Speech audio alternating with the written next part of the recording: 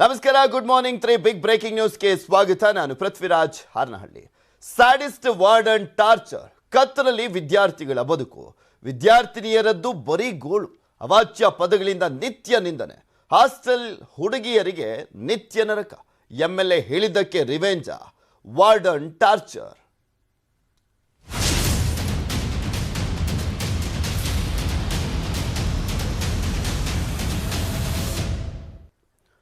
ಈ ಸ್ಟೋರಿಯನ್ನ ಹಿಂದುಳಿದ ವರ್ಗಗಳ ಇಲಾಖೆ ಸಚಿವರಾಗಿರುವಂತ ಕೋಟಾ ಶ್ರೀನಿವಾಸ್ ಪೂಜಾರಿ ಅವರು ನೋಡಲೇಬೇಕು. ಬೆಂಗಳೂರಿನ ಬಿಸಿಎಂ ಹಾಸ್ಟೆಲ್ನಲ್ಲಿ ವಿದ್ಯಾರ್ಥಿನಿಯರಿಗೆ ನಿತ್ಯವೂ ಕೂಡ ನರಕದ ಪರಿಸ್ಥಿತಿ, ಕಿರುಕುಳವನ್ನ ನೀಡಲಾಗ್ತಾ ಇದೆ. ಆರ್ ನಗರದಲ್ಲಿರುವಂತ ಬಿಸಿಎಂ ಹಾಸ್ಟೆಲ್ನಲ್ಲಿ ಅಮಾನವೀಯವಾದಂಥ ಘಟನೆಗಳು ಪ್ರತಿನಿತ್ಯ ನಡೀತಾನೆ ಬರ್ತಾ ಇರುವಂಥದ್ದು. ಏನಾಯ್ತು ಅಂಥದ್ದು ಅನ್ನುವಂಥದ್ದನ್ನು ಹೇಳ್ತಾ ಹೋಗ್ತೀನಿ. ವಿದ್ಯಾರ್ಥಿನಿಯರೇ ಹಾಸ್ಟೆಲ್ನ ಟಾಯ್ಲೆಟ್ ಅನ್ನ ಕ್ಲೀನ್ ಮಾಡಬೇಕು, ವಿದ್ಯಾರ್ಥಿನಿಯರೇ ಹಾಸ್ಟೆಲ್ ಫ್ಲೋರ್ ಅನ್ನ ಕ್ಲೀನ್ ಮಾಡಬೇಕು. ಓದೋದನ್ನ ಬಿಟ್ಬಿಟ್ಟು ಅಲ್ಲಿ ಕ್ಲೀನ್ ಮಾಡ್ಕೊಂಡು ಕೂತ್ಕೊಬೇಕಂತೆ ವಿದ್ಯಾರ್ಥಿನಿಯರು. ಕಸ ಗುಡಿಸ್ಬೇಕು, ಆಯಾ ಮಾಡುವಂತ ಎಲ್ಲಾ ಕೆಲಸಗಳನ್ನ ಮಾಡಬೇಕು. ಇದರ ಜೊತೆಗೆ ರಾತ್ರಿ 9 ಗಂಟೆ ಬಳಿಕ ಕರೆಂಟ್ ಅನ್ನ ತೆಗೆಸ್ತಾರಂತೆ ವಾರ್ಡನ್ ಶ್ವೇತಾ ಅನ್ನೋರು. ಇನ್ನೆಂತ ದ್ವೇಷವನ್ನ ಕಾರ್ತಿರನ್ನ ಪಾಪ ವಿದ್ಯಾರ್ಥಿನಿಯರ ಮೇಲೆ ಈ ವಾರ್ಡನ್ ಶ್ವೇತಾ ಅನ್ನೋರು. ಮೊಬೈಲ್ ಟಾರ್ಚ್ ಹಾಕೊಂಡು ಓದ್ತಾ ಇದ್ದಾರಂತೆ ವಿದ್ಯಾರ್ಥಿನಿಯರು. ಕರೆಂಟ್ ಅನ್ನ ಆಫ್ ಮಾಡ್ಬಿಡ್ತಾರಂತೆ. ದೇವ್ರು ಕೊಟ್ಟರು ಪೂಜಾರಿ ಕೊಡಲ್ಲ ಅಂತಾರಲ್ಲ, ಆ ರೀತಿಯಾದಂಥ ವಾರ್ಡನ್ ಈಕೆ. ಅವ್ಯವಸ್ಥೆ ಬಗ್ಗೆ ದೂರನ್ನ ಕೊಟ್ರೆ ವಿದ್ಯಾರ್ಥಿನಿಯರಿಗೆ ಬೆದರಿಕೆಯನ್ನ ಕೂಡ ಹಾಕ್ತಾರಂತೆ ಈ ವಾರ್ಡನ್ ಅವರು. ಹಾಸ್ಟೆಲ್ ಅಡ್ಮಿಷನ್ ಕ್ಯಾನ್ಸಲ್ ಮಾಡಿಸ್ತೀನಿ ಅಂತ ಬೆದರಿಕೆಯನ್ನ ಹಾಕ್ತಾರಂತೆ ವಾರ್ಡನ್ ಶ್ವೇತಾ. ಸಾಮಾಜಿಕ ಜಾಲತಾಣಗಳಲ್ಲಿ ನೋವನ್ನ ತೋಡ್ಕೊಂಡಿದ್ದಾರೆ ವಿದ್ಯಾರ್ಥಿನಿಯರು. ಹಾಸ್ಟೆಲ್ ಅವ್ಯವಸ್ಥೆ ಬಗ್ಗೆ ಧ್ವನಿ ಎತ್ತಿದ್ದಾರೆ, ಅದಕ್ಕೆ ಸಪೋರ್ಟ್ ಅನ್ನ ಮಾಡ್ತಾ ಇದ್ದಾರೆ. ಜಯನಗರದ ಶಾಸಕರಾಗಿರುವಂತ ಸೌಮ್ಯ ರೆಡ್ಡಿ ಅವರು ಆ ವಿದ್ಯಾರ್ಥಿಗಳ ಪರವಾಗಿ ನಿಂತ್ಕೊಂಡಿದ್ದಾರೆ. ವಾರ್ಡನ್ ಮನೆಯಲ್ಲಿ ನಾವು ಕೆಲಸ ಮಾಡಬೇಕು, ವಿದ್ಯಾರ್ಥಿಗಳು ಬೆಲೆ ಬಾಳುವಂತ ಗಿಫ್ಟ್ ಅನ್ನ ಕೊಡಿಸ್ಬೇಕಂತೆ, ಇಲ್ದಿದ್ರೆ ಬೈತಾರೆ, ಬೇರೆ ಹುಡುಗರ ಜೊತೆ ಸಂಬಂಧವಿದೆ ಅಂತ ಹೇಳ್ತಾರೆ, ಕತೆ ಕಟ್ತಾರೆ, ನಮ್ಮನ್ನ ನಿಂದಿಸಿ ಅಸಭ್ಯವಾಗಿ ಮಾತನಾಡ್ತಾರೆ ಅಂತ ತಮ್ಮ ಅಳನ್ನ ತೋಡ್ಕೊಂಡಿದ್ದಾರೆ ವಿದ್ಯಾರ್ಥಿನಿಯರು. ವಾರ್ಡನ್ ವಿರುದ್ಧ ಕ್ರಮಕ್ಕೆ ಒತ್ತಾಯವನ್ನ ಮಾಡ್ತಾ ಇದ್ದಾರೆ, ಅದಕ್ಕೆ ಧ್ವನಿಗೂಡಿಸಿದ್ದಾರೆ ಸೌಮ್ಯ ರೆಡ್ಡಿ ಅವರು ಕೂಡ.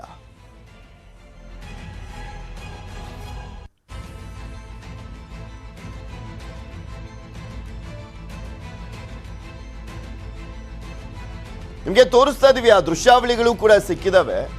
ಫ್ಲೋರ್ ಕ್ಲೀನ್ ಮಾಡ್ತಾ ಇರುವಂಥದ್ದು, ಟಾಯ್ಲೆಟ್ ಕ್ಲೀನ್ ಮಾಡ್ತಾ ಇರುವಂಥದ್ದು, ಫುಲ್ ಇಡೀ ಬಿಸಿಎಂ ಹಾಸ್ಟೆಲ್ನೇ ಕ್ಲೀನ್ ಮಾಡಬೇಕು ವಿದ್ಯಾರ್ಥಿನಿಯರು. ಇದರ ಜೊತೆಗೆ ರಾತ್ರಿ 9 ಗಂಟೆಯ ನಂತರ ಕರೆಂಟ್ ಕಟ್ ಆಗುತ್ತಂತೆ, ಓದ್ಲಿಕ್ಕೂ ಕೂಡ ಆಗೋದಿಲ್ಲ. ಅಷ್ಟೆಲ್ಲ ಕ್ಲೀನ್ ಮಾಡಾದ್ಮೇಲೆ ರಾತ್ರಿ ಅಟ್ಲೀಸ್ಟ್ ಸ್ವಲ್ಪ ಓದ್ಕೊಳ್ಳೋಣ ಅಂದ್ರೆ ಓದ್ಕೊಳ್ಳಿಕ್ಕೆ ಕರೆಂಟ್ ಅನ್ನ ಕೂಡ ಕಟ್ ಮಾಡ್ತಾರಂತೆ. ನಿಮಗೆ ತೋರಿಸ್ತಾ ಇದ್ವಿ ಆ ದೃಶ್ಯಾವಳಿಗಳಲ್ಲಿ ಗಮನಿಸ್ಬೋದು ನೀವು.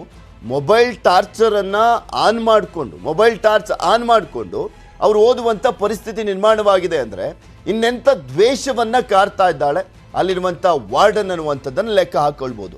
ಅವ್ರು ಏನಾದರೂ ಕಂಪ್ಲೇಂಟ್ ಮಾಡ್ತೀವಿ ಅಂದರೆ ಬೇರೆ ಆರೋಪವನ್ನು ಹೊರಿಸ್ಬಿಟ್ಟು ಆ ಬಿಸಿಎಂ ಹಾಸ್ಟೆಲ್ನಿಂದಲೇ ಅವರನ್ನು ತೆಗೆಸುವಂಥ ಕೆಲಸ ಮಾಡ್ತಾರೆ ಅನ್ನುವಂಥ ಬೆದರಿಕೆ ಹಾಕ್ತಾರೆ ಅನ್ನುವಂಥದ್ರ ಬಗ್ಗೆನೂ ಕೂಡ ಮಾಹಿತಿ ಸಿಗ್ತಾ ಇದೆ. ಯಾವಾಗ ಸಾಮಾಜಿಕ ಜಾಲತಾಣಗಳಲ್ಲಿ ಇವರೆಲ್ಲರೂ ಕೂಡ ತಮ್ಮ ಅಳಲನ್ನು ತೋಡ್ಕೊಂಡ್ರು, ಅವಾಗ ಜಯನಗರದ ಶಾಸಕಿ ಆಗಿರುವಂಥ ಸೌಮ್ಯ ರೆಡ್ಡಿ ಅವರು ಇದಕ್ಕೆ ಸಪೋರ್ಟ್ ಅನ್ನ ಮಾಡಿದ್ದಾರೆ. ಅವರು ಕೂಡ ಧ್ವನಿ ಎತ್ತಿದ್ದಾರೆ, ಅಸಮಾಧಾನವನ್ನು ವ್ಯಕ್ತಪಡಿಸಿದ್ದಾರೆ. ನಿಮಗೆ ತೋರಿಸ್ತಾ ಇದೀವಲ್ಲ ದೃಶ್ಯಾವಳಿಗಳಲ್ಲಿ, ಅವರೇ ವಾರ್ಡನ್ ಶ್ವೇತಾ ಅಂತ ದ್ವೇಷವನ್ನ ಕಾರ್ತಾ ಇರುವಂಥದ್ದು. ಯಾವ ಕಾರಣಕ್ಕೋಸ್ಕರ ಇಷ್ಟೊಂದು ದ್ವೇಷನ ಗೊತ್ತಿಲ್ಲ. ಕರೆಂಟ್ ಉಳಿಸ್ಬಿಟ್ಟು ಏನು ಮಾಡ್ತಾರೋ ಗೊತ್ತಿಲ್ಲಪ್ಪ. ಸರ್ಕಾರನೇ ಕೊಡ್ತಾ ಇದೆ, ಪಾಪ ಬಡ ವಿದ್ಯಾರ್ಥಿಗಳು ಬರ್ತಾರೆ ಓದ್ಕೊಳ್ಳಿಕ್ಕೆ, ಎಲ್ಲ ರೀತಿಯಾದಂಥ ಸೌಲಭ್ಯವನ್ನ ಕೊಡ್ತಾರೆ. ಆದರೆ ಇವರು ಕರೆಂಟನ್ನು ಕಟ್ ಮಾಡಿಸ್ತಾರೆ. P1 ಕೆಲಸವನ್ನು ಕೂಡ ಇವ್ರ ಕೈಲಿ ಮಾಡಿಸ್ತಾ ಇದ್ದಾರೆ. ಏನೋ ಅವರಿಂದ ಕಮಿಷನ್ ತಗೊಳ್ತಾ ಇದ್ದಾರೆ ಏನೋ ಗೊತ್ತಿಲ್ಲ. ಈ ವಾರ್ಡನ್ ಶ್ವೇತಾ ಅವ್ರ ಮಕ್ಕಳಾಗಿದ್ರೆ ಹಿಂಗೆ ಮಾಡ್ತಾ ಇದ್ರ. ಪಾಪ ವಿದ್ಯಾರ್ಥಿನಿಯರು ಓದಬೇಕು ಅಂತ ಒಂದು ಹಾಸ್ಟೆಲ್ಗೆ ಸೇರ್ಕೊಂಡ್ರೆ ನಿತ್ಯ ನರಕದ ಪರಿಸ್ಥಿತಿಯನ್ನ ನಿರ್ಮಾಣ ಮಾಡ್ತಾ ಇದ್ದಾರೆ ವಾರ್ಡನ್ ಶ್ವೇತಾ. ಇದ್ರ ಬಗ್ಗೆ ಸರಿಯಾದ ರೀತಿಯಲ್ಲಿ ಕ್ರಮವನ್ನು ಕೈಗೊಳ್ಳಬೇಕು ಅಂತ ವಿದ್ಯಾರ್ಥಿನಿಯರು ಆಗ್ರಹಿಸ್ತಾ ಇದ್ದಾರೆ. ಇವಾಗ ಏನೇನು ಪ್ರಾಬ್ಲಮ್ಸ್ ಇದಾಗಿದೆ ಅದಕ್ಕೆಲ್ಲ ಟೆಂಪ್ರವರಿ ಚೇಂಜಸ್ ಥರ ಅಷ್ಟೇ ಅವ್ರು ಇದು ಮಾಡ್ತಿರೋದು. ಬಟ್ ಯಾವುದೇ ಥರ ಅದು ಪರ್ಮನೆಂಟ್ ಆಗಿ ಇಲ್ಲ, ಅವರು ಒಟ್ಟಿನಲ್ಲಿ ಯಾವುದೇ ಥರ ಆ್ಯಕ್ಷನ್ಸ್ ತೊಗೊತಲ್ಲ ಏರ್ ಅಥಾರಿಟೀಸ್. ಕ್ಲೀನ್ ಮಾಡಿಸ್ತಿದ್ರು, ವಾಶ್ರೂಮ್ಸ್ ಕ್ಲೀನ್ ಮಾಡಿಸ್ತಿದ್ರು, ಆಮೇಲೆ ಲೈಟ್ಸ್ ತೆಗಿತಿದ್ರು. ಅವ್ರು ಹೇಳಿದ ಕೆಲಸ ಮಾಡಿದಾಗ ವರ್ಬಲಾಗಿ ಅಬ್ಯೂಸ್ ಮಾಡ್ತಾಯಿದ್ರು. ಏನಾದರೂ ಹೇಳಿದ್ರೆ ಲೈಕ್ ಫ್ರೀಡಮ್, ಇಂಡಿಪೆಂಡೆನ್ಸ್ ಅನ್ನೋದೇ ಇರ್ತಿರ್ಲಿಲ್ಲ ಸರ್. ನಾವು ಹೇಳೋ ಥರ ಕೇಳೋ ಥರನೇ ಇರ್ತಿರ್ಲಿಲ್ಲ ಅವರು. ತುಂಬ ಹೈಯರ್ ಅಥಾರಿಟಿ ಕಮಾಂಡಿವ್ ಆಗಿ ಮಾಡ್ತಿದ್ರು. ಅದು ಹೇಗೆ ಅಂತಂದರೆ ಗರ್ಲ್ಸ್ ಮೆಂಟಲಿ ಟಾರ್ಚರ್ ಥರ. ಇವಾಗಲೂ ಅಷ್ಟೇ ಎಲ್ರಿಗೂ ಭಯ ಇದೆ, ಎಲ್ರಿಗೂ ಒಂದಲ್ಲ ಒಂಥರ ಪ್ರಾಬ್ಲಮ್ ಆಗಿದೆ. ಬಟ್ ಯಾರು ಮುಂದೆ ಬಂದು ಹೇಳೋ ಥರ ಸಿಚುವೇಶನ್ ಇಲ್ಲ ಅಲ್ಲಿ. ಮೊಬೈಲ್ ಟಾರ್ಚರ್ ಅಷ್ಟೊತ್ತಲ್ಲಿ ಅನ್ನೋದಕ್ಕಿಂತ ಅದೆಲ್ಲ ಪವರ್ ಕಟ್ ಮಾಡಿದಾಗ ಅದು ಹೇಗೆ ಅಂದರೆ ಫುಲ್ ಬಿಲ್ಡಿಂಗಲ್ಲಿ ಕರೆಂಟ್ ಹೋಗ್ತಿರ್ಲಿಲ್ಲ ಸರ್, ಫ್ಲೋರ್ ವೈಸ್ ಕರೆಂಟ್ ಹೋಗ್ತಿದ್ದು. ಫಸ್ಟ್ ಫ್ಲೋರಲ್ಲಿ ಇವರೇ ಅದು ನಮ್ಮ ಹತ್ರ ಅವರು ಬೆಸ್ಕಾಮಿಗೆ ಕಾಲ್ ಮಾಡಿ ಹಾಕ್ಸೋ ಥರ ಮಾಡ್ತಿದ್ರು. ಬಟ್ ಆದರೆ ಅವರೇ ತೆಗಿತಿದ್ರು ಪ್ರತಿ ಫ್ಲೋರ್. ಒನ್ ಫ್ಲೋರ್ ಇವಾಗ ಯಾರೋ ಅವ್ರು ಹೇಳ್ದವರು ಹೋಗಿ ಕ್ಲಾಸಸ್ ಅಟೆಂಡ್ ಮಾಡಿಲ್ಲ ಅಂದಾಗ ಪರ್ಸ್ನಲ್ ಗ್ರಜಸ್ ಮೇಲೆ ಫ್ಲೋರ್ ವೈಸ್ ಕರೆಂಟ್ ತೆಗಿತಿದ್ರು ಸರ್. ಅದು ಬೇರೆಯವ್ರಿಗೆಲ್ಲ ತೊಂದರೆ ಆಗ್ತಿತ್ತು. ಇನ್ನು ಈ ವಿದ್ಯಾರ್ಥಿನಿಯರು ಕಂಪ್ಲೇಂಟ್ ಮಾಡ್ತಾ ಇದ್ದಾರಲ್ಲ, ದೂರನ್ನ ಹೇಳ್ತಾ ಇದ್ದಾರಲ್ಲ, ಏನೆಲ್ಲ ಸಮಸ್ಯೆಗಳಾಗ್ತಾ ಇದೆ ಅಂತ, ಇದೇ ವಿಚಾರಕ್ಕೆ ಸಂಬಂಧಪಟ್ಟಂತೆ ವಾರ್ಡನ್ ಶ್ವೇತನ ಕೇಳಿದ್ರೆ ಬೇರೆಯದ್ದೇ ಕಥೆಯನ್ನ ಕಟ್ತಾರೆ ಅವರು. ನಾನು ವಿದ್ಯಾರ್ಥಿಗಳಿಗೆ ಯಾವುದೇ ರೀತಿಯಾದಂಥ ಕಿರುಕುಳವನ್ನ ಕೊಟ್ಟಿಲ್ಲ, ಕೋವಿಡ್ ಸಮಯದಲ್ಲಿ ಕ್ಲೀನಿಂಗ್ ಅನ್ನ ಮಾಡ್ಲಿಕ್ಕೆ ಹೇಳಿದ್ದೆ ಅಷ್ಟೇ, ಇವಾಗ ಹೇಳ್ತಾ ಇಲ್ಲ ನಾನು ಅಂತ ಹೇಳ್ತಾ ಇದ್ದಾರೆ BCM ಹಾಸ್ಟೆಲ್ ವಾರ್ಡನ್ ಶ್ವೇತಾ ಹೇಳಿಕೆ. ಈ ವಿಚಾರಕ್ಕೆ ಸಂಬಂಧಪಟ್ಟಂತೆ ಈಗ ವಿದ್ಯಾರ್ಥಿಗಳ ಕೈಯಲ್ಲಿ ಶೌಚಾಲಯ ಕ್ಲೀನ್ ಅನ್ನ ಮಾಡಿಸ್ತಾ ಇಲ್ಲ ನಾನು ಅಂತ BCM ಹಾಸ್ಟೆಲ್ ವಾರ್ಡನ್ ಶ್ವೇತಾ ಸ್ಪಷ್ಟನೆಯನ್ನ ಕೊಡ್ತಾ ಇದ್ದಾರೆ. ಆ ವಿದ್ಯಾರ್ಥಿನಿಯರು ಆರೋಪ ಮಾಡ್ತಾ ಇದ್ದಾರಲ್ಲ, ಅದೆಲ್ಲವೂ ಕೂಡ ನಿರಾಧಾರ, ಸುಳ್ಳು ಅಂತ ಹೇಳ್ತಾ ಇದ್ದಾರೆ. ಆ ರೀತಿ ಏನು ಆರೋಪ ಇಲ್ಲ. ಅವ್ರನ್ನೆಲ್ಲ ನಾವು ಮಕ್ಕಳ ಥರನೇ ನೋಡ್ಕೋತೀವಿ, ಚೆನ್ನಾಗಿ ನೋಡ್ಕೋತೀವಿ. ಯಾವುದೇ ರೀತಿ ಅವ್ರಿಗೆ ಏನು ಕಿರುಕುಳ ಕೊಡೋದು ಆ ಥರ ಏನು ಮಾಡಿಲ್ಲ, ಮಾಡೋದು ಇಲ್ಲ. ಈ ಹಿಂದೆ ಆ ತರ ಆಗಿತ್ತಂತಲ್ಲ, ಅದನ್ನ ಹಿಂದೆ ಏನು ಆಗಿಲ್ಲ, ಬರೀ ಕ್ಲೀನಿಂಗ್ ವಿಷಯದಲ್ಲಿ ಪ್ರಾಬ್ಲಮ್ ಆಗಿತ್ತು. ಅದನ್ನ ಇವಾಗ ನಮ್ಮ ಅಧಿಕಾರಿಗಳು ಸಾರ್ಟ್ ಔಟ್ ಮಾಡಿದ್ದಾರೆ. ಅಂದ್ರೆ ಯಾಕೆ ಕ್ಲೀನ್ ಮಾಡಿಸ್ತಾ ಇದ್ರಿ ಹಿಂದೆ? ಸರ್, ಮೊದಲು ಕೊರೋನಾ ಟೈಮಲ್ಲಿ ಇನ್ಸ್ಟ್ರಕ್ಷನ್ಸ್ ಇತ್ತು ಆ ಥರ, ಯಾರು ಸ್ಟಾಫ್ ಮಾಡಿದ್ರೆ ಮತ್ತೆ ಅವರೇ ಅಡುಗೆ ಮಾಡ್ತಾರೆ, ಅವರೇ ಕ್ಲೀನ್ ಮಾಡ್ತಾರೆ ಬೇಡ ಅಂತ. ಅದಕ್ಕೆ ಸ್ವಲ್ಪ ದಿನ ಸ್ಟೂಡೆಂಟ್ಸ್ ಮಾಡ್ಕೊಂಡ್ರು. ಬಟ್ ಅದು ಕಂಪ್ಲೇಂಟ್ ಆದ್ಮೇಲೆ ಅದನ್ನ ಸ್ಟಾಪ್ ಮಾಡಿದ್ವಿ. ಇವಾಗ ನಾವೇ ನಮ್ಮ ಸ್ಟಾಫ್ನ ಎಲ್ಲ ಹೊರಗಿನವ್ರನ್ನ ಕರ್ಸಿ ಮಾಡಿಸ್ತಾ ಇದೀವಿ. ಇಲ್ಲ ಸರ್, ಅದೆಲ್ಲ ಏನು ಮಾಡಲ್ಲ. ಯಾವುದೇ ರೀತಿ ಅವ್ರಿಗೂ ವಿದ್ಯಾಭ್ಯಾಸಕ್ಕಂತೂ ತೊಂದರೆ ಆಗೋ ತರ ಏನೂ ಹಾಸ್ಟೆಲ್ ಆಗಲ್ಲ. ಇಲ್ಲ ಸರ್, ಅದೇ ಹೇಳಿದ್ನಲ್ಲ, ಅವ್ರು ಕ್ಲಾಸಸ್ ಅಟೆಂಡ್ ಮಾಡಿ ಅಂತ ಎಮರ್ಜೆನ್ಸಿ ಅದೆಲ್ಲ ಹೇಳುವಾಗ ಏನೋ ಸಣ್ಣ ತಪ್ಪು ಆಗಿರ್ಬೋದು. ಬಟ್ ಇನ್ಮೇಲೆ ಅದು ಏನೂ ಆಗಲ್ಲ ಅಷ್ಟೇ. ಆ ರೀತಿ ಏನು ಆರೋಪ ಇಲ್ಲ. ಅವ್ರನ್ನೆಲ್ಲ ನಾವು ಮಕ್ಕಳ ಥರನೇ ನೋಡ್ಕೋತೀವಿ, ಚೆನ್ನಾಗಿ ನೋಡ್ಕೋತೀವಿ. ಯಾವುದೇ ರೀತಿ ಅವ್ರಿಗೆ ಏನು ಕಿರುಕುಳ ಕೊಡೋದು ಆ ಥರ ಏನು ಮಾಡಿಲ್ಲ, ಮಾಡೋದು ಇಲ್ಲ. ಈ ಹಿಂದೆ ಆ ತರ ಆಗಿತ್ತಂತಲ್ಲ, ಅದನ್ನ ಹಿಂದೆ ಏನು ಆಗಿಲ್ಲ, ಬರೀ ಕ್ಲೀನಿಂಗ್ ವಿಷಯದಲ್ಲಿ ಪ್ರಾಬ್ಲಮ್ ಆಗಿತ್ತು. ಅದನ್ನ ಇವಾಗ ನಮ್ಮ ಗಮನಿಸ್ತಾ ಇದ್ದೀರಾ, ಶ್ವೇತಾ ಅದನ್ನ ಸಮರ್ಥನೆ ಮಾಡ್ಕೊಳ್ತಾ ಇದ್ದಾರೆ. ಇಲ್ಲ, ಆ ರೀತಿಯಾಗಿ ಏನು ಮಾಡಿಲ್ಲ, ವಿದ್ಯಾರ್ಥಿಗಳು ಮಾಡ್ತಾ ಇರುವಂತ ಆರೋಪ ಎಲ್ಲ ಸುಳ್ಳು ಅಂತ ಹೇಳ್ತಾ ಇದ್ದಾರೆ. ಸುಮ್ಮನೆ ಯಾರಾದರೂ ಇಷ್ಟೊಂದು ಟಾರ್ಚರ್ ಆಗ್ತಾ ಇದೆ ಅಂತ ಪೋಸ್ಟ್ ಮಾಡ್ತಾರಾ? ಅಲ್ಲಿ ನಿಮಗೆ ದೃಶ್ಯಾವಳಿಗಳನ್ನು ಕೂಡ ತೋರಿಸ್ತಾ ಇದ್ದೀವಿ, ಫೋಟೋವನ್ನು ತೆಕ್ಕೊಂಡಿದ್ದಾರೆ. ಇದು ಕೂಡ ಸುಳ್ಳು ಅಂತ ಹೇಳ್ತಾ ಇದ್ದಾರೆ ವಾರ್ಡನ್ ಶ್ವೇತಾ. ಇಲ್ಲ, ಇದುವರೆಗೂ ಆ ರೀತಿಯಾಗಿ ಏನೂ ಆಗಿಲ್ಲ, ಕೊರೋನಾ ಟೈಮಲ್ಲಿ ಮಾತ್ರ ಕ್ಲೀನ್ ಮಾಡ್ಲಿಕ್ಕೆ ಹೇಳಿದ್ವು ಅಂತ ಹೇಳ್ತಾ ಇದ್ದಾರಂತೆ. ಇನ್ನು ಇವ್ರ ಮಾತನ್ನ ಕೇಳಲಿಲ್ಲ ಅಂದರೆ ಆ ಇಡೀ ಫ್ಲೋರ್ನ ಕರೆಂಟ್ ತೆಗಿತಾರೆ ಅಂದರೆ ಲೆಕ್ಕ ಹಾಕ್ಕೊಳ್ಳಿ ಯಾವ ರೀತಿಯಾದಂಥ ಮನಸ್ಥಿತಿ ಇರುವಂಥ ಒಬ್ಬರು ಹೆಂಗಸು ಈಕೆ ಅಂತ. ಏಕೆಂದರೆ ಇಲ್ಲಿ ಗೌರ್ಮೆಂಟೇ ಎಲ್ಲ ರೀತಿಯಾದಂಥ ಸೌಲಭ್ಯವನ್ನು ಕೊಡ್ತಾ ಇದೆ. P1 ಸೌಲಭ್ಯ ಕೊಟ್ಟಿದೆ. ಯಾಕೆಂದರೆ ಅಲ್ಲಿರುವಂಥ ಕ್ಲೀನ್ ಮಾಡಲಿಕ್ಕೋಸ್ಕರ ವಿದ್ಯಾರ್ಥಿಗಳು ಓದಲಿಕ್ಕೋಸ್ಕರ ಹಾಸ್ಟೆಲ್ಗೆ ಬರೋದು, ಕೆಲಸ ಮಾಡಲಿಕ್ಕಲ್ಲ. ಇದ್ರ ಬಗ್ಗೆ ಮತ್ತಷ್ಟು ಮಾಹಿತಿಯನ್ನು ನೀಡ್ತಾರೆ ನಮ್ಮ ಪ್ರತಿನಿಧಿ ರಂಜನ್. ನೇರ ಸಂಪರ್ಕದಲ್ಲಿ ಜಾಯ್ನ್ ಆಗ್ತಾ ಇದ್ದಾರೆ. ರಂಜನ್, ಹಾಸ್ಟೆಲ್ಗೆ ಬರೋದು ಓದಬೇಕಾ ಅಥವಾ ಅಲ್ಲಿ ಕ್ಲೀನ್ ಮಾಡಬೇಕಾ ಅನ್ನುವಂಥದ್ರ ಬಗ್ಗೆ ಅವರೇ ಪ್ರಶ್ನೆಯನ್ನು ಮಾಡಿಕೊಳ್ಳುವಂಥ ಪರಿಸ್ಥಿತಿ ನಿರ್ಮಾಣವಾಗಿದೆ. ಇಷ್ಟೊಂದು ಟಾರ್ಚರನ್ನು ಕೊಡ್ತಾ ಇದಾರಲ್ಲ, ಯಾಕೆ ಇಷ್ಟೊಂದು ದ್ವೇಷ ವಾರ್ಡನ್ ಶ್ವೇತಕ್ಕೆ ಅಂತ? ಗುಡ್ ಮಾರ್ನಿಂಗ್ ಪೃಥ್ವಿ. ಏನು ಬೆಂಗಳೂರಿನಲ್ಲಿ ಸರ್ಕಾರ ಬೆಂಗಳೂರಿನಿಂದ ಹೊರಗೆ ಬಂದು ಬೆಂಗಳೂರಿನಲ್ಲಿ ಕಲಿತಿರುವಂತ ಮಕ್ಕಳಿಗೆ ಒಳ್ಳೆ ರೀತಿಯಲ್ಲಿ ಕಲೀಲಿ ಅಂತ ಹೇಳ್ಬಿಟ್ಟು ಹಿಂದುಳಿದ ವರ್ಗಗಳ ಇಲಾಖೆಯಿಂದ ಒಂದು ಹಾಸ್ಟೆಲ್ ನಿರ್ಮಾಣ ಮಾಡಿರುವಂತದ್ದು. ಈ ಹಾಸ್ಟೆಲ್ ನಲ್ಲಿ ಸರ್ಕಾರ ಎಲ್ಲ ಸವಲತ್ತುಗಳನ್ನು ಕೊಟ್ಟು ಕೂಡ ಸರ್ಕಾರದಿಂದ ಎಲ್ಲಾ ಭಾಗ್ಯ ಸಿಕ್ಕಿದ್ರು ಕೂಡ ವಾರ್ಡನ್ ಇಂದ ಸಿಗುವಂತಹ ಟಾರ್ಚರ್ ಇದೆಯಲ್ಲ, ಇದು ಮಾತ್ರ ಈಗ ವಿದ್ಯಾರ್ಥಿನಿಯರಿಗೆ ನುಂಗದ ಕಡಲಾಗಿರುವಂತದ್ದು. ಯಾಕಂತ ಹೇಳಿದ್ರೆ ಈಗಾಗಲೇ ವಿದ್ಯಾರ್ಥಿನಿಯರು ಇವರಿಗೆ ಎಕ್ಸ್ಪ್ಲೈನ್ ಮಾಡಿದ್ರ ವಿದ್ಯಾರ್ಥಿನಿಯರಿಗೆ ಯಾವ ತರ ಟಾರ್ಚರ್ ಕೊಡ್ತಿದೆ ಅಂತ ಹೇಳಿ. ವಿದ್ಯಾರ್ಥಿನಿಯರು ಒಂದು ವೇಳೆ ಏನಾದ್ರೂ ವಾರ್ಡನ್ ಹೇಳಿದಂತಹ ಮಾತುಗಳನ್ನ ಫುಲ್ಫಿಲ್ ಮಾಡಿಲ್ಲ ಅಂತ ಆದ್ರೆ ಅವ್ರನ್ನ ಪರ್ಸನಲ್ ಆಗಿ ಟಾರ್ಗೆಟ್ ಮಾಡ್ಬಿಟ್ಟು ಕರೆಂಟ್ ಅನ್ನ ಕಟ್ ಮಾಡುವಂತದ್ದು, ಅವರಿಗೆ ಅವಾಚ್ಯ ಶಬ್ದಗಳಿಂದ ನಿಂದನೆ ಮಾಡುವಂತದ್ದನ್ನ ಮಾಡ್ತಿದ್ದಾರೆ ಅನ್ನುವಂತ ಆರೋಪವನ್ನ ವಿದ್ಯಾರ್ಥಿನಿಯರು ಮಾಡ್ತಿರುವಂತದ್ದು. ಇದು ಬರೀ ಈ ಒಂದು ರಾಜರಾಜೇಶ್ವರಿ ನಗರದ BCM ಹಾಸ್ಟೆಲ್ ಇರುವಂತ ಒಂದು ಪ್ರಕರಣ ಮಾತ್ರ ಅಲ್ಲ, ಸುಮಾರು ಹಿಂದುಳಿದ ವರ್ಗಗಳ ಇಲಾಖೆಯಲ್ಲಿ ಅಡಿಯಲ್ಲಿ ಬೆಂಗಳೂರಿನಲ್ಲಿ ಸುಮಾರು 11 ಹಾಸ್ಟೆಲ್ಗಳು ಬರುತ್ತೆ. ಈ 11 ಹಾಸ್ಟೆಲ್ಗಳಲ್ಲಿ ಕೂಡ ಇದೇ ರೀತಿಯಾದಂತಹ ಶೌಚಾಲಯವನ್ನ ಕ್ಲೀನ್ ಮಾಡಿಸೋದು, ವಿದ್ಯಾರ್ಥಿನಿಗೆ ಕಿರುಕುಳವನ್ನು ಕೊಡುತ್ತಿರುವಂತಹ ಆರೋಪವನ್ನ ಸ್ವತಃ ವಿದ್ಯಾರ್ಥಿನಿಯರೇ ಮಾಡ್ತಿರುವಂತದ್ದು. ಅಲ್ಲ ರಂಜನ್, ಇದಕ್ಕೆ ಅನ್ನೋ ಕಾರಣಕ್ಕೋಸ್ಕರ ಈ ರೀತಿಯಾಗಿ ಸಮಸ್ಯೆಗಳಾಗ್ತವೆ ಅನ್ನೋ ಕಾರಣಕ್ಕೋಸ್ಕರನೇ ಪ್ರತಿ ಕಡೆನೂ ಕೂಡ ಹಾಸ್ಟೆಲ್ಗಳಲ್ಲಿ ಯಾವ ರೀತಿಯಾಗಿ ಕಾರ್ಯನಿರ್ವಹಿಸಲಾಗ್ತಾ ಇದೆ, ವಿದ್ಯಾರ್ಥಿಗಳಿಗೆ ಏನೇನೆಲ್ಲ ಸಮಸ್ಯೆಗಳಾಗ್ತಾ ಇದೆ ಅಂತ ಪರಿಶೀಲನೆ ಮಾಡಲಿಕ್ಕೆ ಒಂದು ತಂಡ ಅಂತ ಇರುತ್ತೆ ಅಲ್ವಾ? ಏನು ಮಾಡ್ತಾ ಇದ್ದಾರೆ ಅವ್ರು? ಇದುವರೆಗೂ ಹೋಗಿ ಪರಿಶೀಲನೆ ಮಾಡಿಲ್ವಾ? ಅಥವಾ ವಾರ್ಡನ್ಗಳು ಎಲ್ಲೆಲ್ಲಿ ಇರ್ತಾರೆ ಅವ್ರ ಹತ್ರ ದುಡ್ಡು ಇಸ್ಕೊಂಡ್ಬಿಟ್ಟು ಸೈಲೆಂಟ್ ಆಗ್ಬಿಡ್ತಾರ ಎಲ್ಲವೂ ಕೂಡ ಸರಿಯಾಗಿದೆ ಅಂತ ಹೇಳಲಿಕ್ಕೆ? ಖಂಡಿತ ಪೃಥ್ವಿ. ಈ ಒಂದು ಹಾಸ್ಟೆಲ್ಗಳನ್ನು ತನಿಖೆ ಮಾಡೋಕೆ ತಾಲೂಕು ಆಫೀಸರ್ ಮತ್ತೆ ಜಿಲ್ಲಾ ಡಿಸ್ಟ್ರಿಕ್ಟ್ ಆಫೀಸರ್ ಅಂತ ಇರ್ತಾರೆ, ಅವ್ರಿಗೆ ಬಂದು ಕೂಡ ಅವರಿಗೂ ಕೂಡ ಈ ಒಂದು ವಿದ್ಯಾರ್ಥಿಗಳ ಮನವಿಯನ್ನು ಸಲ್ಲಿಸ್ತಾರೆ. ಸರ್, ಈ ತರ ಕಿರುಕುಳ ಕೊಡ್ತಿದ್ದಾರೆ ವಾರ್ಡನ್ ನಮ್ಗೆ ಅನ್ನುವಂಥದ್ದು ರೀತಿಯಲ್ಲಿ ಮನವಿಯನ್ನು ಸಲ್ಲಿಸ್ತಾರೆ. ಆ ವಿದ್ಯಾರ್ಥಿನಿ ಹೇಳೋ ಪ್ರಕಾರ ಆ ಡಿಸ್ಟ್ರಿಕ್ಟ್ ಆಫೀಸರ್ ಮತ್ತೆ ತಾಲೂಕು ಆಫೀಸರ್ ಇದೆಯಲ್ಲ, ಅವ್ರ ಕಡೆಯಿಂದ ಕೂಡ ನಮಗೆ ಬೆದರಿಕೆಯನ್ನ ಹಾಕುವಂತ ಪ್ರಯತ್ನವನ್ನ ಮಾಡಲಾಗಿದೆ. ನೀವ್ ಯಾಕೆ ಮೀಡಿಯಾಗೆಲ್ಲ ಹೋಗ್ತೀರಾ, ನೀವ್ ಯಾಕೆ ಈ ನಮ್ಮ ಏನು ಹಾಸ್ಟೆಲ್ ಪ್ರಾಬ್ಲಮ್ ಅನ್ನ ಔಟ್ಸೈಡ್ ಸಂಘಗಳ ಜೊತೆ ಹೋಗಿ ಡಿಸ್ಕಷನ್ ಮಾಡ್ತೀರಾ ಅನ್ನುವಂತ ರೀತಿಯಲ್ಲಿ ಒಂದ್ ವೇಳೆ ಅವರ ಬಳಿ ಹೋಗಿ ನಿಮ್ಮ ಪ್ರಾಬ್ಲಮ್ ಅನ್ನು ತೋಡ್ಕೊಂಡ್ರೆ ನಾವು ನಿಮ್ಮನ್ನ ಅಡ್ಮಿಷನ್ ಇಂದ ಕಿತ್ತು ಎಸಿಬೇಕಾಗುತ್ತೆ, ಮನೆಗೆ ಕಳಿಸ್ಬೇಕಾಗುತ್ತೆ ಅನ್ನುವಂತಹ ಬೆದರಿಕೆಯನ್ನ ವಿದ್ಯಾರ್ಥಿನಿಗಳಿಗೆ ಆಗ್ತಿದ್ದಾರೆ. ಸ್ವತಃ ಸರ್ಕಾರಿ ಆಫೀಸರ್ಗಳೇ ಆಗ್ತಿದ್ದಾರೆ ಅನ್ನುವಂತ ಆರೋಪನ ವಿದ್ಯಾರ್ಥಿಯನ್ನು ಮಾಡ್ತಿದ್ದಾರೆ. ಪೃಥ್ವಿ, ಒಂದ್ ಕಡೆ ನೀವ್ ಹೇಳ್ದಂಗೆ ಎಲ್ಲೋ ಆಫೀಸರ್ಸ್ ಮತ್ತೆ ವಾರ್ಡನ್ ಗಳ ಮಧ್ಯೆ ಏನಾದ್ರೂ ಸಂಬಂಧ ಇದೆ, ಕನೆಕ್ಷನ್ ಇದೆಯಾ, ಅವ್ರೇನಾದ್ರೂ ತೆಗೆದುಕೊಳ್ಳೋದು ಕೊಡೋದು ಮಾಡ್ತಿದಾರ ಅನ್ನುವಂಥದ್ದು ಆರೋಪವನ್ನು ಕೂಡ ವಿದ್ಯಾರ್ಥಿನಿಗಳು ಮಾಡ್ತಿರುವಂತದ್ದು. ಪೃಥ್ವಿ, ಅಲ್ಲ, ಈಗ ರಂಜನ್, ಈಗ ಫೋಟೋಗಳನ್ನ ತೆಗೆದಿದ್ದಾರೆ ವಿದ್ಯಾರ್ಥಿನಿಯರು, ಮತ್ತೆ ಯಾವ ರೀತಿಯಾಗಿ ಟಾರ್ಚರ್ ಅನ್ನ ಕೊಡ್ಲಾಗ್ತಾ ಇದೆ, ಕಿರುಕುಳವನ್ನ ಕೊಡ್ಲಾಗ್ತಾ ಇದೆ, ಇವ್ರ ಮನೆ ಕೆಲಸವನ್ನ ಮಾಡಿಸ್ಕೊಳ್ತಾ ಇದ್ದಾರೆ ಅನ್ನುವಂಥದ್ರ ಬಗ್ಗೆನೂ ಕೂಡ ಇನ್ ಡೀಟೇಲ್ ಆಗಿ ಹೇಳ್ತಾ ಇದ್ದಾರೆ. ಸಚಿವರ ಗಮನಕ್ಕೆ ಬಂದಿದೆಯಾ? ಬಿಕಾಸ್ MLA ಧ್ವನಿ ಎತ್ತಿದ್ದಾರೆ ಸೌಮ್ಯ ರೆಡ್ಡಿ ಅವರು, ಇದ್ರ ಬಗ್ಗೆ ಅವ್ರ ಪರವಾಗಿ ನಿಂತ್ಕೊಂಡಿದ್ದಾರೆ, ವಿದ್ಯಾರ್ಥಿನಿಯರ ಪರವಾಗಿ. ಇದುವರೆಗೂ ಇದರ ಬಗ್ಗೆ ಗಮನಕ್ಕೆ ಸಿಕ್ಕಿಲ್ವಾ ಮಾನ್ಯ ಕೋಟ ಶ್ರೀನಿವಾಸ್ ಪೂಜಾರಿ ಅವರಿಗೆ, ಸಮಾಜ ಕಲ್ಯಾಣ ಇಲಾಖೆ ಸಚಿವರಿಗೆ? ಪೃಥ್ವಿ, ಇದ್ರ ಬಗ್ಗೆ ಈಗಾಗಲೇ ನೀವು ಹೇಳ್ದಂಗೆ ಜಯನಗರದ ಶಾಸಕಿ ಸೌಮ್ಯ ರೆಡ್ಡಿ ಅವರು ಸಚಿವರಿಗೆ 2 ಬಾರಿ ಪತ್ರವನ್ನ ಬರೆದಿದ್ದಾರೆ.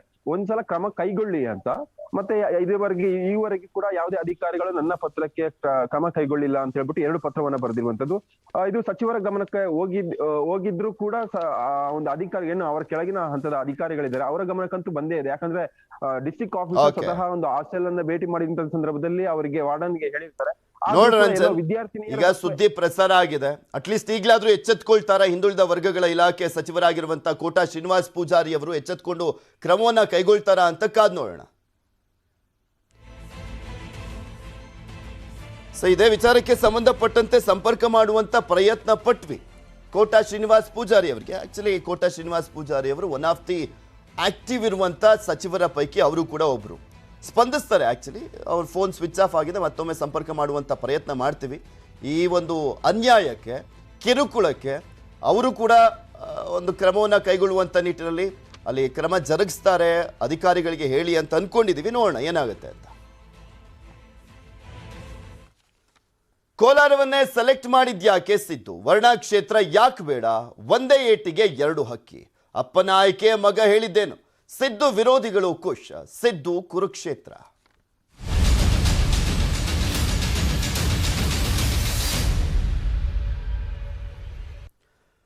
ರಾಜ್ಯದಲ್ಲಿ ಇನ್ನೊಂದು 100 ದಿನ ಹೆಚ್ಚು ಕಮ್ಮಿ ವಿಧಾನಸಭೆ ಎಲೆಕ್ಷನ್ ಇದೆ. ಈ ಸಂದರ್ಭದಲ್ಲಿ ತುಂಬಾ ಹೈ ವೋಲ್ಟೇಜ್ ಕ್ಷೇತ್ರವಾಗಿ ಪರಿಣಮಿಸಿರುವಂತದ್ದು ಅಂದ್ರೆ ಸಿದ್ದರಾಮಯ್ಯನವರು ಸ್ಪರ್ಧೆ ಮಾಡುವಂತ ಕ್ಷೇತ್ರ. ಈಗ ಆಲ್ರೆಡಿ ಅವರು ಅಧಿಕೃತವಾಗಿ ಘೋಷಣೆ ಮಾಡಿದ್ದಾರೆ ಕೋಲಾರ ಅಂತ. ಕೋಲಾರದಲ್ಲಿ ಸಿದ್ದರಾಮಯ್ಯನವರು ಸ್ಪರ್ಧೆ ಮಾಡ್ತಾ ಇರುವಂತ ಹಿನ್ನೆಲೆಯಲ್ಲಿ ಕೆಲವರಿಗೆ ತುಂಬಾ ಖುಷಿಯಾಗಿದೆ. ಯಾರಿಗೆ, ಯಾಕೆ ಖುಷಿ ಇದೆ ಎಲ್ಲದ್ರ ಬಗ್ಗೆನೂ ಕೂಡ ಹೇಳ್ತಾ ಹೋಗ್ತೀನಿ. ಕೋಲಾರದಿಂದ ಸಿದ್ದು ಸ್ಪರ್ಧೆ, ವಿರೋಧಿಗಳು ಖುಷಿ ಆಗ್ತಾ ಇದ್ದಾರೆ. ಮೈಸೂರು ಭಾಗದವರು, ಸ್ಪೆಷಲಿ ಮೈಸೂರು ಭಾಗದ JDS ಮತ್ತು BJP ಶಾಸಕರು ಸಹಜವಾಗಿ ಸ್ವಲ್ಪ ಮಟ್ಟಿಗೆ ಖುಷಿ ಪಡ್ತಾ ಇದ್ದಾರೆ. ವರ್ಣಾ ಕ್ಷೇತ್ರದಿಂದ ಸಿದ್ದರಾಮಯ್ಯ ದೂರ ಸರಿದಿದ್ದಕ್ಕೆ ಖುಷಿ. ಅವ್ರಿಗೆ ಯಾಕಪ್ಪ ಖುಷಿ ಅಂತ ನೋಡೋದಾದ್ರೆ, ಮೈಸೂರು ಭಾಗದ ಕ್ಷೇತ್ರಗಳ ಮೇಲೆ ಪ್ರಭಾವ ಇರೋದಿಲ್ಲ, ಸಿದ್ದರಾಮಯ್ಯನವರು ಅಲ್ಲಿ ಸ್ಪರ್ಧೆ ಮಾಡದೇ ಇರುವಂತ ಹಿನ್ನೆಲೆಯಲ್ಲಿ ಅನ್ನುವಂಥ ಕಾರಣ ಅಂತೆ. ಕೋಲಾರ ಆಯ್ಕೆ ಮಾಡಿಕೊಂಡಿದ್ದಕ್ಕೆ ತಮ್ಮ ಸೋಲಿನ ಆತಂಕ ಸ್ವಲ್ಪ ಮಟ್ಟಿಗೆ ದೂರ ಅನ್ನುವಂಥ ಲೆಕ್ಕಾಚಾರ ಅಂತೆ.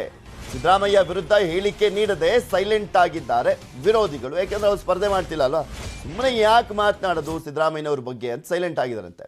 ಯಾವುದೇ ಪ್ರತಿಕ್ರಿಯೆ ನೀಡಿಲ್ಲ JDSನ ಶಾಸಕರಾಗಿರುವಂಥ GT ದೇವೇಗೌಡರು. ಸಿದ್ದು ಕೋಲಾರ ಸ್ಪರ್ಧೆ ಬಗ್ಗೆ SA ರಾಮದಾಸ್ ಅವರು ಕೂಡ ಸಾಫ್ಟ್ ಕಾರ್ನರ್.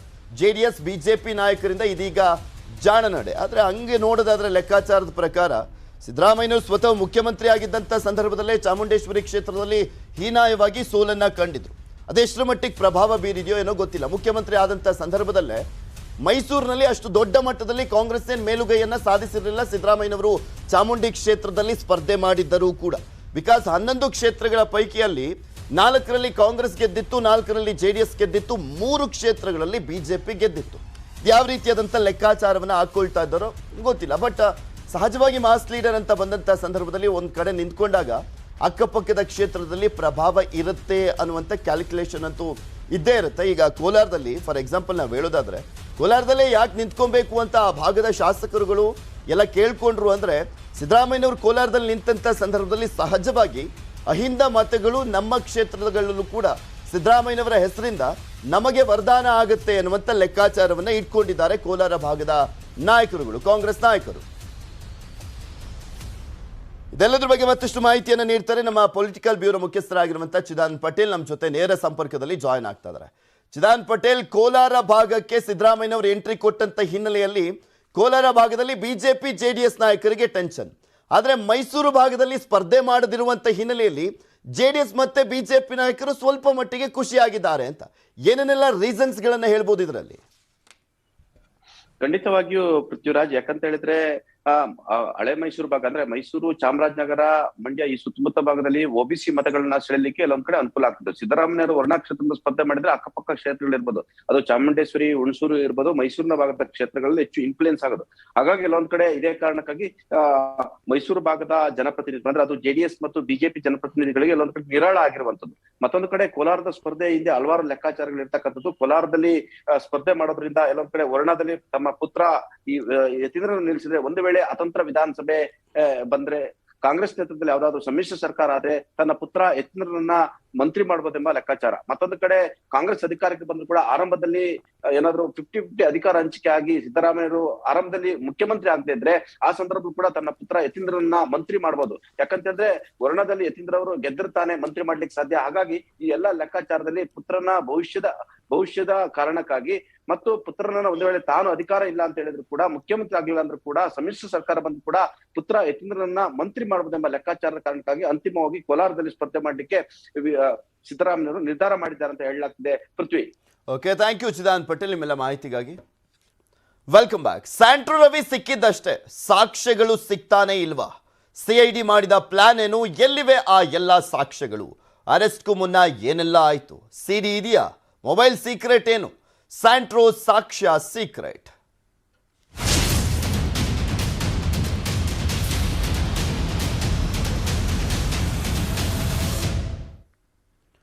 ಸ್ಯಾಂಟ್ರೋ ರವಿಯನ್ನ ಹಿಡಿಯೋವರೆಗೂ ಒಂದು ರೀತಿಯಾದಂಥ ಸವಾಲು, ಹಿಡಿದಾದ ಮೇಲೆ ಯಾವ ರೀತಿಯಾಗಿ ತನಿಖೆ ಮಾಡಬೇಕು, ಏನೆಲ್ಲ ಸಾಕ್ಷ್ಯಗಳನ್ನ ಸಂಗ್ರಹಿಸಬೇಕು ಅನ್ನುವಂಥದ್ರ ಬಗ್ಗೆನೂ ಕೂಡ ಇನ್ನೊಂದು ರೀತಿಯಾದಂಥ ಸವಾಲಾಗಿದೆ ಪೊಲೀಸ್ ಇಲಾಖೆಗೆ. ಸ್ಯಾಂಟ್ರೋ ರವಿ ಕೇಸ್ ತನಿಖೆಯನ್ನು ಚುರುಕು ಮಾಡಿದ್ದಾರೆ ಸಿಐಡಿ ಅವರು. ಜನವರಿ 30ರವರೆಗೂ ಕೂಡ ಕಸ್ಟಡಿಗೆ ಪಡೆದಿರುವಂಥದ್ದು ಸಿಐಡಿ ಅಧಿಕಾರಿಗಳು. ಸಿಐಡಿ ಅಧಿಕಾರಿಗಳ ವಿಚಾರಣೆಗೆ ಸ್ಪಂದಿಸ್ತಾ ಇಲ್ವಂತೆ ರವಿ. ಅನಾರೋಗ್ಯದ ನೆಪವೊಡ್ಡಿ ವಿಚಾರಣೆಗೆ ಸ್ಪಂದಿಸ್ತಾ ಇಲ್ವಂತೆ ಸ್ಯಾಂಟ್ರೋ ರವಿ. ಮೈಸೂರು ಪೊಲೀಸರು ಕೊಟ್ಟಂತ ಎಲ್ಲ ವರದಿಗಳ ಮಾಹಿತಿಗಳನ್ನ ಪರಿಶೀಲನೆ ಮಾಡ್ತಾ ಇದ್ದಾರೆ ಸಿಐಡಿ ಅಧಿಕಾರಿಗಳು. ಟೆಕ್ನಿಕಲ್ ಡಿವೈಸ್ ಸೈಬರ್ ಸೆಂಟರ್ಗೆ ಕಳಿಸಿದ್ದಾರೆ ಸಿಐಡಿ ಟೀಮ್. 2 ಮೊಬೈಲ್ ಕಳಿಸಿದ್ದಾರೆ, 1 ಲ್ಯಾಪ್ಟಾಪ್, CPU ಅನ್ನ ಕೂಡ ರವಾನೆ ಮಾಡಲಾಗಿದೆ. ಫೋಟೋಗಳು, PDF ಫೈಲ್ಗಳು, ಕಾಲ್ ಡೀಟೇಲ್ಸ್ ಅನ್ನ ಕೂಡ ಕೊಡ್ಲಿಕ್ಕೆ ಸೂಚನೆಯನ್ನ ಕೊಡಲಾಗಿದೆ. ವಿಚಾರಣೆಗೆ ಸಹಕರಿಸದ ಕಾರಣಕ್ಕೆ ಟೆಕ್ನಿಕಲ್ ಸಾಕ್ಷ್ಯವನ್ನ ಜಾಲಾಡ್ತಾ ಇದೆ ಸಿಐಡಿ ಟೀಮ್. ಮುಂದಿನ ವಾರದಲ್ಲಿ ದೂರುದಾರ ರವಿ ಪತ್ನಿಯನ್ನ ವಿಚಾರಣೆ ಮಾಡುವಂತಹ ಸಾಧ್ಯತೆ ಇದೆ. ಪೊಲೀಸರು ಈಗ ಮೇಯ್ನ್ ಆಗಿ ತನಿಖೆ ಮಾಡ್ತಾ ಇರುವಂತದ್ದೇ ರವಿ ಪತ್ನಿ ಕೊಟ್ಟಂತ ದೂರಿನ ಆಧಾರದ ಮೇಲೆ. ಇಲ್ಲಿ ದೊಡ್ಡ ಮಟ್ಟದಲ್ಲಿ ಚರ್ಚೆ ಆಗಿದ್ದು ರವಿ ಪತ್ನಿ ಕೊಟ್ಟಂತ ದೂರಿನ ಆಧಾರದ ಜೊತೆಗೆ ಪ್ರಭಾವಿಗಳ ಜೊತೆ ಈತನಿಗೆ, ಪ್ರಭಾವಿ ರಾಜಕಾರಣಿಗಳ ಜೊತೆ ಸಂಪರ್ಕ ಇತ್ತು ಅನ್ನುವಂಥದ್ದು. ಇದ್ರ ಬಗ್ಗೆ ಇನ್ನಷ್ಟು ಡೀಟೇಲ್ಸ್ ಅನ್ನು ನೀಡ್ತಾರೆ ನಮ್ಮ ಪ್ರತಿನಿಧಿ ಮಂಜುನಾಥ್, ನೇರ ಸಂಪರ್ಕದಲ್ಲಿ ಜಾಯ್ನ್ ಆಗ್ತಾ ಇದ್ದಾರೆ. ಮಂಜು, ಸ್ಯಾಂಟ್ರೋ ರವಿ ಕೇಸ್ಗೆ ಸಂಬಂಧಪಟ್ಟಂತೆ ಯಾವ ರೀತಿಯಾಗಿ ತನಿಖೆ ಆಗ್ತಾ ಇದೆ? ಈಗ ಬರೀ ಆತನ ಪತ್ನಿ ಕೊಟ್ಟಂತ ದೂರಿನ ಆಧಾರದ ಮೇಲೆ ಮಾತ್ರ ತನಿಖೆ ಮಾಡಲಾಗ್ತಾ ಇದೆಯಾ, ಅಥವಾ ಈತನ ಮೇಲೆ ಪ್ರಮುಖವಾಗಿ ಆರೋಪ ಕೇಳಿ ಬಂದಿದ್ದು ಪ್ರಭಾವಿ ರಾಜಕಾರಣಿಗಳ ಜೊತೆ ಸಂಪರ್ಕ ಇತ್ತು, ಟ್ರಾನ್ಸ್ಫರ್ ದಂಧೆಯನ್ನ ಮಾಡ್ತಾ ಇದ್ದ ಅಂತ, ಅದ್ರ ಬಗ್ಗೆನೂ ತನಿಖೆ ಆಗ್ತಿದೆಯಾ?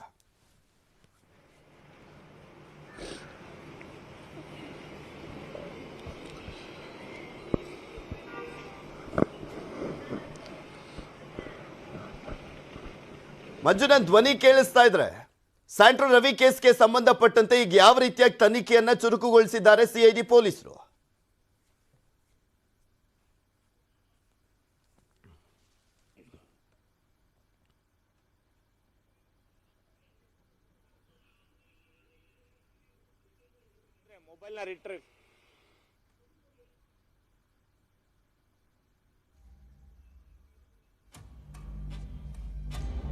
ನಮ್ಮ ಪ್ರತಿನಿಧಿಯ ಸಂಪರ್ಕ ಸಾಧ್ಯವಾಗ್ತಾ ಇಲ್ಲ, ಮತ್ತೊಮ್ಮೆ ಪ್ರಯತ್ನ ಮಾಡ್ತೀವಿ ಸಂಪರ್ಕ ಮಾಡುವಂಥ ನಿಟ್ಟಿನಲ್ಲಿ. ಸ್ಯಾಂಟ್ರೋ ರವಿ ಕೇಸ್ಗೆ ಸಂಬಂಧಪಟ್ಟಂತೆ ತನಿಖೆಯನ್ನ ಮಾಡಲಾಗ್ತದೆ, ಸಿಐಡಿಯಿಂದ ತನಿಖೆ ಚುರುಕುಗೊಳಿಸಲಾಗಿರುವಂಥದ್ದು. ಸ್ಯಾಂಟ್ರೋ ರವಿಗೆ ಸಂಬಂಧಪಟ್ಟಂತೆ ಈಗ ಆಲ್ರೆಡಿ ಮೈಸೂರು ಪೊಲೀಸರು, ಎಲ್ಲಿ ವಿಜಯನಗರದಲ್ಲಿ ದಾಖಲಾಗಿತ್ತಲ್ಲ ಪ್ರಕರಣ, ಆ ಪೊಲೀಸರು ಎಷ್ಟು ತನಿಖೆಯನ್ನ ಮಾಡಿದ್ರು, ಎಷ್ಟು ಮಾಹಿತಿಯನ್ನ ಸಂಗ್ರಹಿಸಿದ್ರು, ಅದೆಲ್ಲವನ್ನೂ ಕೂಡ CID ಟೀಮ್ಗೆ ಕೊಡಲಾಗಿದೆ. CID ಟೀಮ್ನವರು ಈಗ ಆಲ್ರೆಡಿ ಬೆಂಗಳೂರಿಗೆ ಈ ಸ್ಯಾಂಟ್ರೋ ರವಿಯನ್ನ ಕರ್ಕೊಂಡ್ಬಂದಿದ್ದಾರೆ, ವಿಚಾರಣೆಯನ್ನ ಮಾಡ್ತಾ ಇದ್ದಾರೆ. ಆತ ವಿಚಾರಣೆಯ ಸಂದರ್ಭದಲ್ಲಿ ಸಹಕರಿಸ್ತಾ ಇಲ್ಲ ಅನ್ನುವಂಥ ಮಾಹಿತಿ ಇರುವಂಥದ್ದು.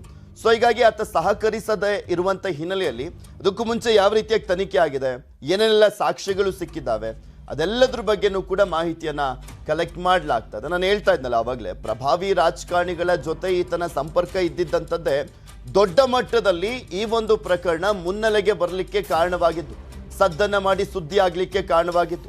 ಪ್ರತಿಪಕ್ಷ ನಾಯಕರು ಈತನ ಜೊತೆ ಯಾವ ರೀತಿಯಾಗಿ ಈಗಿರುವಂಥ ಸಚಿವರುಗಳೆಲ್ಲ ಸಂಪರ್ಕದಲ್ಲಿದ್ರು ಅನ್ನುವಂಥದ್ರ ಬಗ್ಗೆ ಆಕ್ರೋಶವನ್ನ ವ್ಯಕ್ತಪಡಿಸಿ ಲಿಂಕ್ ಮಾಡ್ತಾ ಇದ್ರು. ಅದ್ರ ಬಗ್ಗೆ ತನಿಖೆ ಆಗುತ್ತಾ ಕಾದು ನೋಡಬೇಕಾಗಿದೆ. ನ್ಯೂಸ್ 18 ಕನ್ನಡ ಸಹಯೋಗದಲ್ಲಿ ಬೆಂಗಳೂರಿನಲ್ಲಿ ಅತಿದೊಡ್ಡ ಫರ್ನಿಚರ್ ಮತ್ತು ಹೋಮ್ ಡೆಕೋರ್ ಎಕ್ಸ್ಪೋ ಶುರುವಾಗ್ತಾ ಇದೆ. ಬೆಂಗಳೂರಿನ ಪ್ಯಾಲೇಸ್ ಗ್ರೌಂಡ್ನಲ್ಲಿ ಇಂದಿನಿಂದ 4 ದಿನಗಳ ಕಾಲ ಈ ಫರ್ನಿಚರ್ ಎಕ್ಸ್ಪೋ ನಡೆಯಲಿದೆ. ಜನವರಿ 23ರವರೆಗೂ ಕೂಡ ಫರ್ನಿಚರ್ ಮತ್ತು ಹೋಮ್ ಡೆಕೋರ್ ಎಕ್ಸ್ಪೋ ನಡೆಯಲಿದೆ. ರಿಪಬ್ಲಿಕ್ ಡೇ ಧಮಾಕ ಸೇಲ್ ಇದಾಗಿದ್ದು ಗ್ರಾಹಕರಿಗೆ ಮೆಗಾ ಎಕ್ಸ್ಚೇಂಜ್ ಆಫರ್ ಸಹ ಇದೆ. ಸೋಫಾ ಡೈನಿಂಗ್ ಸೆಟ್ ಬೆಲೆ ಕೇವಲ 9,999 ರೂಪಾಯಿಯಿಂದ ಆರಂಭ ಆಗುತ್ತೆ. 70% ಕಡಿಮೆ ದರದಲ್ಲಿ ಫರ್ನಿಚರ್ ಮಾರಾಟ ಮಾಡಲಾಗ್ತದೆ. ಪ್ಯಾಲೇಸ್ ಗ್ರೌಂಡ್ನ ಗೇಟ್ ನಂಬರ್ 6 ಗ್ರ್ಯಾಂಡ್ ಕ್ಯಾಸಲ್ನಲ್ಲಿ ಈ ಎಕ್ಸ್ಪೋ ನಡೆಯಲಿದೆ.